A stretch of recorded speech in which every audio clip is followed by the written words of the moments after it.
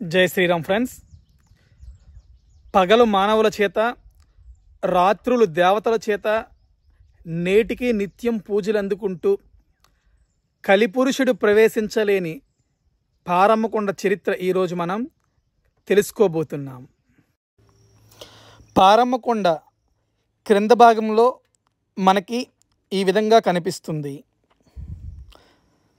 మనకి వెళ్ళగానే అమ్మవారి యొక్క పాదాలు మొదటగా దర్శనం ఇస్తాయి. అమ్మవారి పాదాలను మనం దర్శించుకున్న తరువాత సాక్షి గణపతిని దర్శనం చేసుకొని పారమ్మకొండ పైన అమ్మవారు ఏ రూపంలో ఉంటారో అదే రూపంలో కొండ ఎక్కలేని భక్తుల గురించి అమ్మవారి పైన ఏ రూపంలో ఉంటారో అదేవిధంగా కిందన కూడా ఏర్పాటు చేయడం జరిగింది. ముందుగా అమ్మవారిని దర్శనం చేసుకొని తరిద్దాం. కొండపైన అమ్మవారు ఇదే రూపంలో భక్తులను అనుగ్రహిస్తూ ఉంటారు. అదేవిధంగా కొండ క్రింద ఆలయంలో కూడా అమ్మవారు ఇదే విధంగా ఉంటారు. ఈ ఆలయాన్ని 2022 ఫిబ్రవరి 11వ తేదీన ఏర్పాటు చేశారు. ఈ ఆలయం పెద్ద పెద్ద మర్రి చెట్ల నీడల్లో అద్భుతంగా దర్శనం ఇస్తుంది. ఇక కొండకు పైకి వెళ్దాం పదండి. పారమ్మకొండ పైకి వెళ్ళడానికి పాండవుల గృహ వరకు రోడ్డు సదుపాయం మనకి అందుబాటులో ఉన్నది. ఈ రోడ్డుపై నుండి బైక్లు, ఆటోలు వెళ్తున్నాయి. కానీ ముఖ్యమైన గమనిక ఏమిటి అంటే అనుభవం ఉన్నటువంటి ఆటో డ్రైవర్లు మాత్రమే వెళ్ళడం ఉత్తమం. రోడ్డు కొద్దిగా కష్టతరంగా ఉంటుంది. చాలా వరకు చాలామంది ఈ రోడ్డు మీద నుండే నడుచుకొని కొండపైకి వెళ్తుంటారు. ఈ రోడ్డు పాండవ గృహ వరకు ఉన్నది. ఇక పాండవ గృహకు వెళ్దాం పదండి.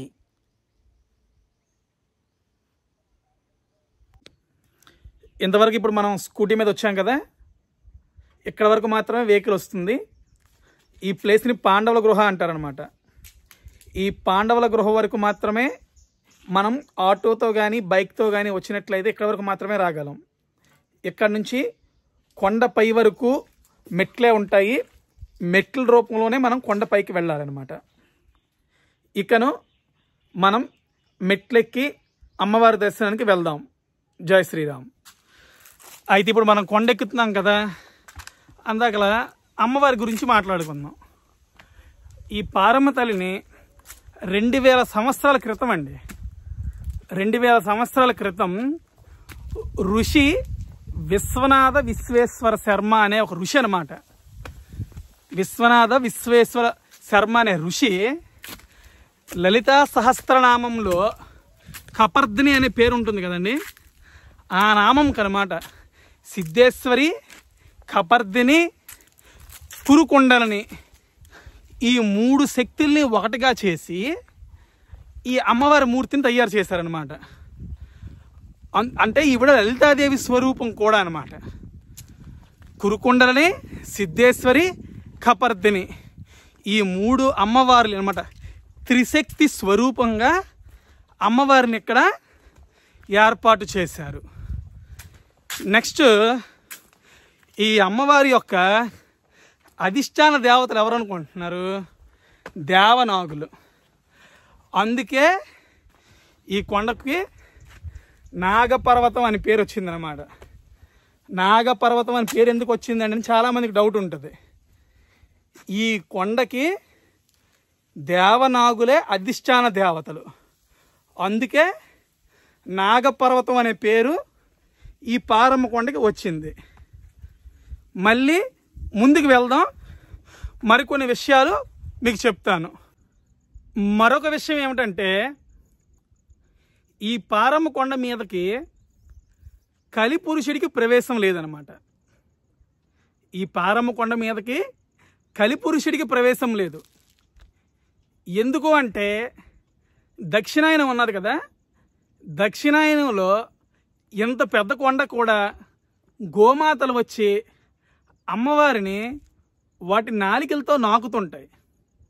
అలా ఎందుకు అంటే, మనం చూడండి, కొత్తగా ఇల్లు కట్టుకున్నాం అనుకోండి, గోమాతలు తీసుకొస్తుంటాం ఇంట్లోకి గృహప్రవేశం టైంలో. ఒకవేళ లేదు, ఆవు వెళ్ళలేని ప్రదేశాలు ఏమైనా ఉన్నాయనుకోండి, మనం ఏం చేస్తాం, కనీసం ఆవు ఫోటో అయినా తీసుకెళ్తుంటాం అపార్ట్మెంట్స్లోకి గట్ట. అటువంటిది సామాన్యుల భక్తులు అనేక రకాలైనటువంటి ఆలోచనలతోటి, కామ్యాలతోటి అమ్మవారిని ముట్టుకొని అపవిత్రం చేస్తుంటాం కదా.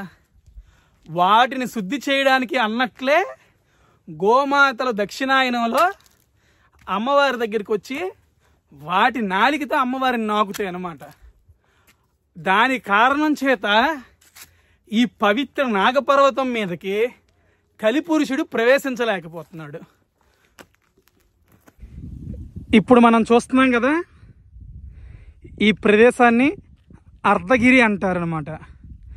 ఈ అర్ధగిరి దగ్గర నుంచి నిలబడితే మనకు ఈ విధంగా కనిపిస్తుంది. ఇప్పుడు వేసవికాలం కనుక ఈ విధంగా ఉంది. అదే వర్షాకాలం అయితే చూడడానికి చాలా అందంగా, గ్రీనరీగా, అద్భుతంగా ఉంటుందన్నమాట. ఈ సగానికి అంటే కొండకి సగభాగం మనం వచ్చినట్లు. ఆ ఎదురుగా కనిపిస్తుంది కదా, అదే సాలూరు. మనం కొండ చివరకు వచ్చేస్తామండి. ఈ పర్వతం చివరకు వచ్చేసామనుకోండి, ఈ వనం మనకు కనిపిస్తుంది అనమాట. సుమారు 1650 మెట్లు దాటిన తర్వాత ఈ వనం కనిపిస్తుంది. ఇక్కడ ఉన్న ప్రత్యేకత ఏమిటంటే, మనం ఎంత కష్టపడి ఇంతవరకు పైకి వస్తాం కదా, అమ్మవారి దగ్గరికి వెళ్ళేసరికి మనం పడిన కష్టమంతా మర్చిపోతాం. కారణం ఏమిటంటే, ఈ వనం గుండా మనం ఇప్పుడు ప్రయాణం చేస్తాం కదా, ఇక్కడ సంజీవిని మూలికలు ఉన్నాయండి. ఈ సంజీవిని మూలికల యొక్క వాసన ప్రభావం చేత మన యొక్క కష్టం అంతా అనమాట, ఇంతసేపు శ్రమపడి పైకి వస్తాం కదా, ఈ శ్రమ వల్ల మనకు శరీరంలో ఎంత నీరసం వస్తుందో ఆ నీరసం అంతా మనకు పోతుందండి. కారణం ఏమిటంటే, ఈ వనం గుండా మనం ప్రయాణం చేస్తాం కనుక ఇక్కడ సంజీవని మూలికలు ఉన్నాయి. దాని వలన మనకి నీరసం, దాహం అనేది ఉండదండి. ఇది అమ్మవారి యొక్క నిదర్శనం కాకపోతే ఇంకేమిటి చెప్పండి. ఇప్పుడు మనకి ఈ ఆలయం కనిపిస్తుంది కదండి, ఈ ఆలయం నూతనంగా ఏర్పాటు చేశారనమాట. అంతకన్నా ముందే 1956వ సంవత్సరంలో సాలూరు పట్టణానికి చెందినటువంటి ఒక అమ్మవారి భక్తుడు, అతని పేరు ఉల్లి కామరాజు గారు అనమాట. ఆయన పాత ఆలయం ఏర్పాటు చేశారు. అయితే అప్పుడు పూర్వం కట్టిన ఆలయం కనుక శిథిలావస్థకు చేరుకుంది. శిథిలావస్థకు చేరుకుంటే వాళ్ళ కుటుంబానికి చెందినటువంటి వ్యక్తి అనమాట, వాళ్ళ మనవడు ఉల్లి రాజేష్ అనే ఒక అతను మళ్ళీ మా తాతగారు కట్టించిన ఆలయం శిథిలావస్థకి చేరింది, మళ్ళా దాన్ని మేమే మళ్ళీ ఏర్పాటు చేస్తామని మళ్ళీ కొత్త ఆలయం ఉల్లి రాజేష్ గారి దంపతులు ఈ కొత్త ఆలయాన్ని మళ్ళీ ఎదురుగా ఈ మండపాన్ని ఏర్పాటు చేశారు. ఈ మండపంకి మళ్ళీ ఈ డౌన్ ఉంది చూసారండి, ఇదే అమృత పుష్కరిణి అంటారనమాట. ఈ పుష్కరిణిలో ఉన్న నీరునే అమ్మవారి యొక్క తీర్థ ప్రసాదాలు ఇవ్వడం, నెక్స్ట్ వంటల్లో వినియోగించడం. అమ్మవారికి మనం ప్రసాదాలు పెట్టామనుకోండి, ఈ కొండ మీద వండుతారు కదా, ఇక్కడ ఇందులోపల నుంచి నీరునే తీసుకుని అమ్మవారికి తీర్థ ప్రసాదాలు తయారు చేస్తారనమాట. అది ఇక్కడ ఈ క్షేత్రంలోని ఈ క్షేత్రపాలకుడు ఆంజనేయ స్వామి. ఆ చెట్లు కూడా కనిపిస్తున్నాయి కదా, ఆ చెట్ల పక్కన ఆంజనేయ స్వామి కూడా ఉంటారనమాట. అది ఓం ధ్యాయేత్ కురుకుండలినిం శివశక్తి స్వరూపిణిం విశ్వమాతా జగద్ధాత్రిం పారమ్మ పరమేశ్వరీం. మహాశక్తి పారమ్మ తల్లి అమ్మవారిని మనం ఇప్పుడు దర్శనం చేసుకుంటున్నాం.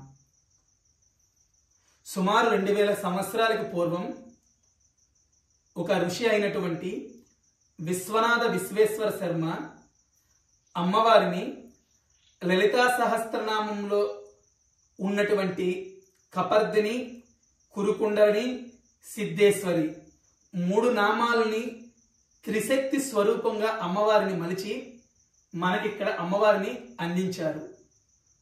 మొదట్లో అమ్మవారిని యోగులు సాధకులు కుండలిని మాతగా అమ్మవారిని సేవించుకునేవారు. తరువాత రాజులు వనదుర్గా దేవతగా ఆరాధించేవారు. దాని తరువాత జైనులు అమ్మవారిని పద్మావతిగా సేవించినట్లు చెప్తున్నారు. అది మాత్రమే కాకుండా సిక్కులు కూడా అమ్మవారిని ఆరాధించినట్లు తెలియజేస్తున్నారు. అయితే అమ్మవారికి పారమ్మ అని పేరు ఎందుకు వచ్చింది అంటే, ఈ మహాపర్వతం పైకి ఎప్పుడు ఏ భక్తులు వచ్చినా స్థానిక గిరిజనురాలు ఒక ఆమె నిత్యం అమ్మవారి మీద భక్తితో అమ్మవారి దగ్గర సేవ చేస్తూ ఉండేది. ఆ మహాసాత్వి పేరు పార్వతి. ఆవిడ యొక్క భక్తికి మెచ్చుకున్నటువంటి పారమ్మ తల్లి, పార్వతి ఇక నుంచి నీ పేరే నా పేరుగా ప్రజలు పిలుస్తారు, ఇక నేను పారమ్మ తల్లిగా ప్రసిద్ధి చెందుతాను అని చెప్పి ఈ మహాశక్తి కపర్దిని ఆనాటి నుండి పారమ్మ తల్లిగా మనందరి చేత పూజలు అందుకుంటూ మనల్ని అనుగ్రహిస్తుంది. అమ్మవారికి 32 చేతులు ఉన్నాయి. ప్రపంచంలో ఎక్కడా లేని విధంగా తల మీద ఈశ్వరుడు దర్శనం ఇస్తున్నారు. ఎందుకంటే కపర్ది అంటే మహాశివుడు, ఈవిడ కపర్దిని కనుక అమ్మవారి తలపైన స్వామివారిని ధరించి ఉన్నది. ప్రతి ఒక్క మానవుడు భగవంతుని చేరుకోవడానికి భజనానందంతో చేరుకోవచ్చు, లేదంటే ధ్యాన మార్గంలో చేర్చుకోవచ్చు, లేదా జపం ద్వారా చేరుకోవచ్చు. అందుకనే అమ్మవారి చేతిలో ఉన్నటువంటి 32 చేతుల్లో ఒక చేయి జపం పట్టుకుని ఉంటుంది, జపమాల. అంటే జపం చేసిన ఎడల భగవంతుని చేరుకోవచ్చని సూచిస్తుంది.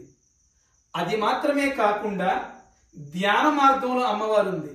ధ్యానం మార్గంలో కూడా భగవంతుని చేరుకోవచ్చిన అమ్మవారు మనకి సూచిస్తున్నారు. భజన చిడతలు పట్టుకుని అమ్మవారు ఉన్నారు. ఇక్కడ భజనానంతో కూడా భగవంతుని చేరుకోవచ్చని చూపిస్తున్నారు. మాకు ఈ మూడు మాకు చేత కావమ్మా అంటే అమ్మవారి చెయ్యి ఇక్కడ శరణాగతి చూపిస్తుంది. అమ్మా నువ్వే మాకు శరణమని అమ్మవారి పాదాలు పట్టుకునే ఎడల అమ్మవారే మనల్ని చూసుకుంటారు. జై పారమ్మ తల్లి, జై జై పారమ్మ తల్లి.